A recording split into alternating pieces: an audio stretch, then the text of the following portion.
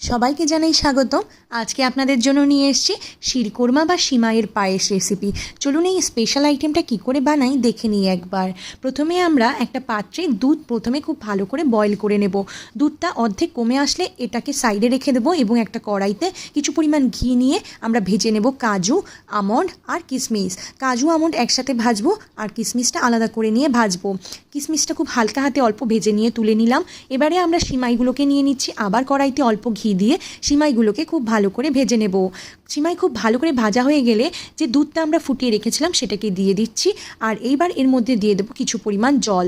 জলটা অ্যাড করা খুব দরকার, কারণ এটা সিদ্ধ হতে লাগে। এবার দিয়ে দেবো চিনি আর ভেজে রাখা কাজু কিশমিশ আমন্ড। এবার দিয়ে দেবো 1 কাপ মতো গুঁড়ো দুধ। গুঁড়ো দুধটাকে খুব ভালো করে মিশিয়ে ঢাকা দিয়ে দেবো। 10 মিনিট পরে আমরা এর মধ্যে কিছু পরিমাণ এলাইচি, লবণ আর গুড় দিয়ে এটাকে খুব ভালো করে ঘেটে নিচ্ছি। আমাদের পায়েস তৈরি। আমার রেসিপিটি কেমন লাগলো অবশ্যই লাইক, শেয়ার এন্ড সাবস্ক্রাইব করে জানাতে ভুলবেন না। Thanks for